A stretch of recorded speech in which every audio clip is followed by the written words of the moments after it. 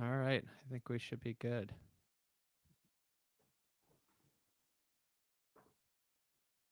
Are we up? I think so. I'm not really sure. I think we are. We're live. I see it. At least on X, on the platform formerly known as Twitter, we are. Not sure about YouTube. Oh yeah, Looks we're like we going are. on Oh YouTube too. God, Almighty! We're we're up on both. Got it straightened out here. Who said I couldn't produce this stuff? Okay, let's do this. All This right. is a miracle. All right, let's talk about HALLA. These hats seem to be ubiquitous. All right, are you ready? Yeah. Just got an invite to play golf somewhere. Here we go. Greetings and welcome to a Wednesday edition of the Shotgun Start. It is May 15th. Andy, how we doing? Brendan, I'm doing great. This is exciting. We're doing this live. I gotta say, I'm getting ready for this major. There's so much golf news being dumped into our laps here. I feel like if we waited a couple more hours, we might get some more big news. It's been quite the 24 hours here. It's been a busy run to start the week at HALLA, as they're calling it, and then the hats are being distributed, worn, sold, indulged at a greater rate than probably anyone would like, anyone with taste would like. We have reporters on the ground that are keeping track of how many HALLA hats they've seen, the shorthand for Valhalla. I'm very excited. I did a retrospective on 14 and why we loved it and enjoyed it so much, and I don't know why. We remember it fondly, and I was just trying to remember the minutia of what got us through a 7 day kind of marathon. And there was just so many fun stuff, and it feels like we're here Tuesday at like 4:30 Eastern, and we're already getting just avalanched with like stuff nonstop. Um, some expected, some unexpected. There's on the course developments, there's amusement quotes about the golf course itself, there's the board stuff happening. It's just been quite a week already, and it's Tuesday at 4:30 as of this recording. So are you already frozen? What was your? Yeah, it's not frozen. I don't think it's frozen. You're all slowed We're up. hoping it. Comcast is coming tomorrow. All right, we're gonna get this straightened out. Um, we're gonna straighten it out together, me and Comcast. But what was your favorite? What was your favorite little nugget? Without throwing your whole article in there that you wrote on 2024. What was your favorite nugget looking back on 2024 and HALLA? 2014. You mean you talking about 2014? 2014. That's why I'm. Um, Honestly, I remember this happening, but I didn't realize it was in the middle of a freaking major championship. Was Ian Poulter tweeting at British Airways about his nanny being bumped out of first class, and his wife having to fly in first class with all four kids, and that's I got like a hardship of some degree, and unexpected. But I didn't realize he's tweeting this on Friday morning at 8:20 or 8:30 in the morning. He goes out and then makes the cut that day. And this was the kind of thing, this is what was Twitter was used for back then. I didn't realize I remember his passcode being shown on CBS. It was like his birthday, whatever it is. And I don't remember him like tweeting about it though. And he's like, "Hey, I changed my passcode, and then I'm gonna go to the first." Like he's just on Twitter. He's just tweeting stuff at Sunday afternoon of a major championship. That doesn't happen anymore. So that was an interesting discovery. So It was a much we're different back at it time. though. It was a much different time with Twitter. I mean, people were just out there and like normal on it. Ian Poulter was showing his true colors. I mean, remember the car thing? I mean, I miss Poulter publicly airing people out. Yep. I feel like people have got wizened up.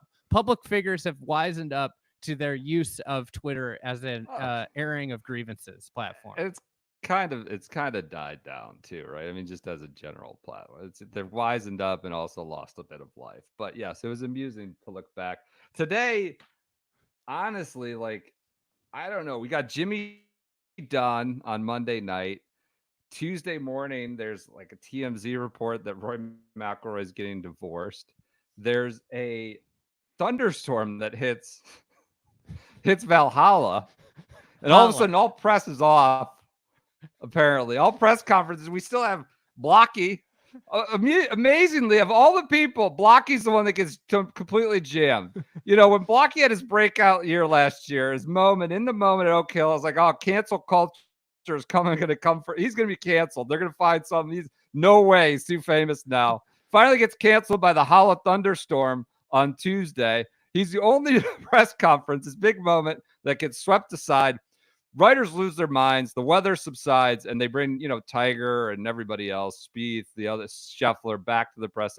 Just like a wildly eventful day already. I guess So the upset of the day was I was reading through the transcripts how short Blocky's interview was. Definitely the shortest. that I did too. I watched it live. It's sad to say. I mean, that's not a representation of the full interview. He was talking about the last year of his life. That transcript didn't get the whole thing. I was like, where's the good stuff? He talked about how people could be negative. No one's ever been negative in his life before. Everybody's said never been a negative thing set his direction in his entire life until the last year. Talking a little bit about the haters, but that wasn't in there. I couldn't find that in the transcript they posted. But Do you think we yeah, would be considered Blocky haters? no, absolutely not. On balance, we are appreciators. We are promoters. We want Blocky out there. I'm so happy. Colin Montgomery hitting the first tee shot at Troon, or Darren Clark at Port Rush. Sandy Lyle. The PGA has given him the distinct honor of leading us off on Thursday morning. There's Blocky, slot 1, time 1 off Thursday morning, T1 at Valhalla with Luke Donald, LD, your guy, and Sean McKeel. What a group that is. What a group. I hope Blocky does the pump up. He does the roar, like he gets the crowd up. He's a showsman. This is his stage. This is Blocky time. I gotta say though, I think it's a bad break for him going out right at the crack of dawn. He's coming from the West Coast, just early hours. It could be cool. He's been there since last Thursday. Come on, just doing appearances. He needs all the distance he can get. He needs those afternoon tee times. Well, here's got to get him out of the blocks. They're playing the short game here instead of the long game. They need to have Blocky around. This tournament can't go on without him around on the weekend. Here's what I'm wondering. He might be on tilt. When's the last time he played in a PGA Championship round and he was the big hitter in the group with Donald and McKeel? This whole thing was if I had Rory's long game. Now he's just going to be maybe blowing it by his playing partners. I know he went to Genghis this offseason to get some speed work in. So we could see him with a little more pop in the bat. Did he do that for the speed work or the requisite social media posts that would come from it? I don't know. That's good. It would have been a good question. How much of the stuff that you've done over the last year is genuinely because you love golf, or because you're getting paid to do it, or boosting your own social credentials? It's the American dream. Get it while you can. Yeah, go get some Blocky. We're good to have you back. All right. I don't know if I told you this. What? I think I'm playing with Blocky next week. I can't wait. If this, I've heard rumors and rumblings, hints. Could be an incredible bonanza at the Chuck Schwab Invitational next week at Colonial. What are you going to ask him? Are you going to pester him about something? Just annoy him? Ask him about his favorite fruit? I think I'm going to ask him for a lesson. Let's get the first lesson. Get the first lesson of 2024. He's a little rusty on that. You should. That'll be good. All right. What's the story of the day? Where are you at? Who's the story of the week coming into this? I think it's Rory McIlroy. I think he's, I think it is. there's this great hype and anticipation with Rory, Scotty, Brooks having won their last event. Brooks was in Singapore, Rory last week at Wells Fargo, Scotty, of course, everything he's played in the last 2 months. I think coming off Sunday, we saw the ratings were up a huge deal at Quail Hollow. I don't know the exact percentages. Rory, a needle mover, not just a guy. So everybody's fired up. He won it here in 2014. Then we get this. I mean, it's a pretty unexpected, different kind of curveball that this TMZ report that he filed for divorce on Monday morning, fresh off the win at Wells Fargo, I think in Florida. I didn't honestly look into it. I assume in Florida. It And was in Florida. so that's certainly, I don't know if it changes the dynamic, but it changes the lens through which a lot of people are probably viewing Rory, his week. There's kind of the bro tweet about like, oh, the last time he, broke up with somebody, went on a rampage, or now he's just all golf. Like there's that kind of Neanderthal viewpoint. There's, is this going to impact him mentally? I don't know. I think it's all armchair psychology and a little bogus. Where I was with Rory was sort of upping the stakes a bit for this major.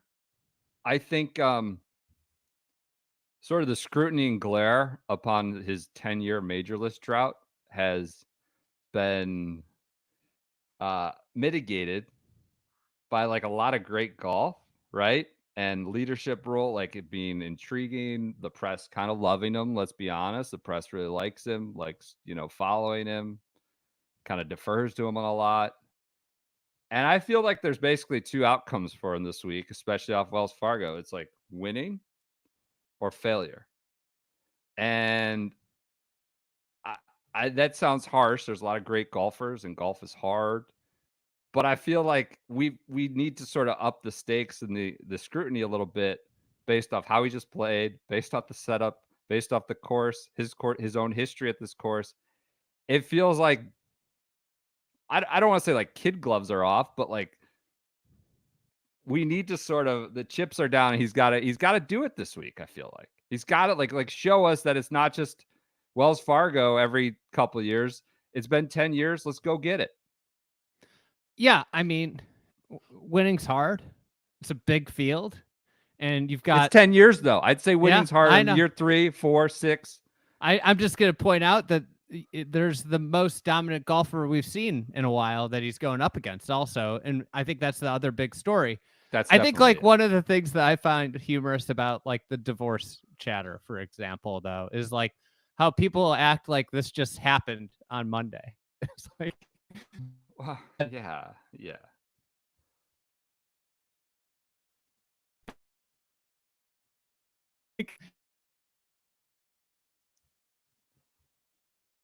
Lost you.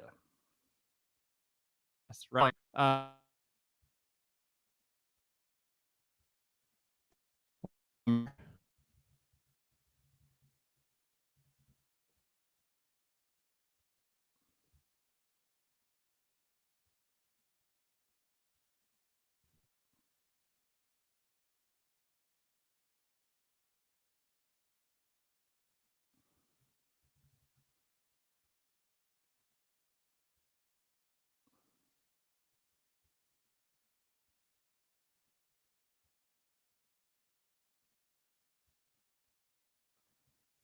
All right, so Andy is gone. This is the behind the scenes shotgun start you might expect. We try to go live once. His Comcast. I just wanted to let it be known it's his Comcast, not mine. Always jamming me about my wires.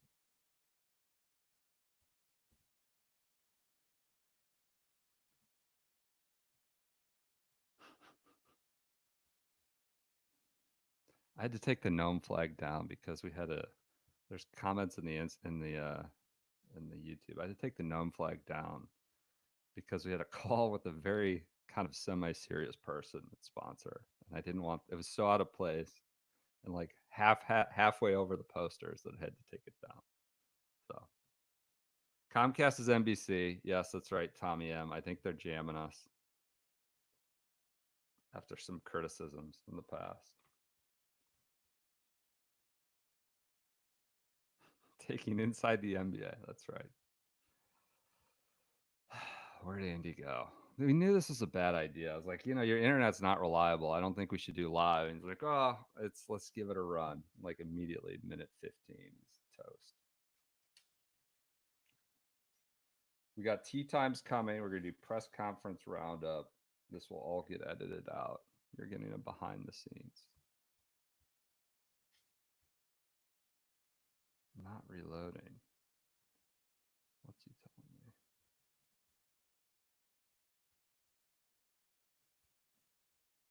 He's completely left me hanging here. Just completely jammed me. I can't stop it. He can't get back in the studio to stop it so we don't lose everything we've talked about.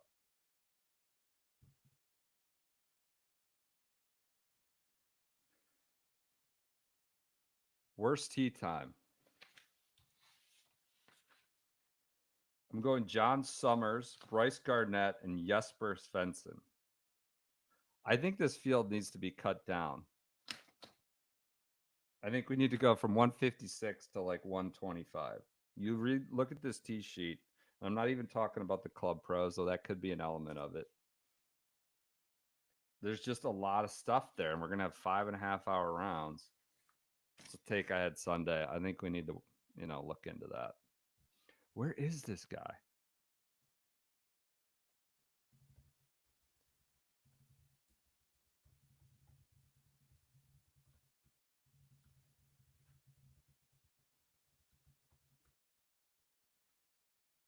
Feature not a bug. It's not SS Live, Scott. Andy's.